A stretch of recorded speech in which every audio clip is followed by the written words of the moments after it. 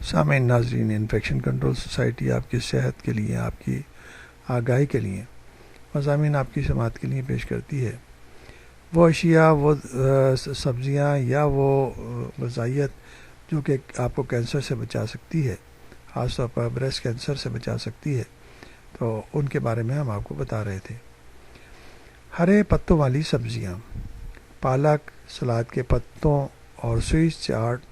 سمیت اس قسم کے تمام ہرے پتوں والی سبزیوں میں وہ تمام بہترین غذائیتیں موجود ہوتی ہیں جنہیں آپ کے جسم کو کینسر سیل سے محفوظ رکھنے کے لیے ضرورت ہوتی ہے، مثلاً fibre, vitamin B, phyto chemicals, chlorophyll وغیرہ وغیرہ۔ اس لیے انتہائی ضروری ہے کہ ہرے پتوں والی سبزیوں کا استعمال بڑھایا جائے، جیسے پالک، سلاد کے پتے، اور جو کہ عام طور پر ہمارے ملک میں بے تحاشا موجود ہے۔ انڈیا، پاکستان، بنگلہ دیش اور سری لنکا وغیرہ میں کوئی کمی نہیں ہے، تو ان کے استعمال کو بڑھایا جائے تاکہ آپ اپنے آپ کو کینسر سے بچا سکیں۔ سامن مچھلی، سامن مچھلی، گلابی گوشت والی سامن مچھلیوں میں omega 3 fatty acid, vitamins B12 اور ڈی کا خزانہ ہوتا ہے۔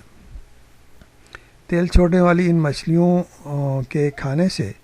جسم میں خلیات کی افزائش معمول کے مطابق ہوتی ہے اور کینسر سیل نہیں بن پاتے۔ حقیقت تو یہ ہے کہ وٹامن B12 کا ایک قسم میتھائل کوبالامین کو کینسر کے علاج میں مؤثر پایا گیا ہے، یعنی کہ وٹامن B12 کا ایک قسم میتھائل کوبالامین کو کینسر کے علاج میں مؤثر پایا گیا ہے۔ آپ سامن کے گوشت کو بھاپ پر پکائیں، بھونیں، تلیں یا گرل کریں، یہ ہر لحاظ سے لذیذ اور صحت بخش ہے۔ اس کا استعمال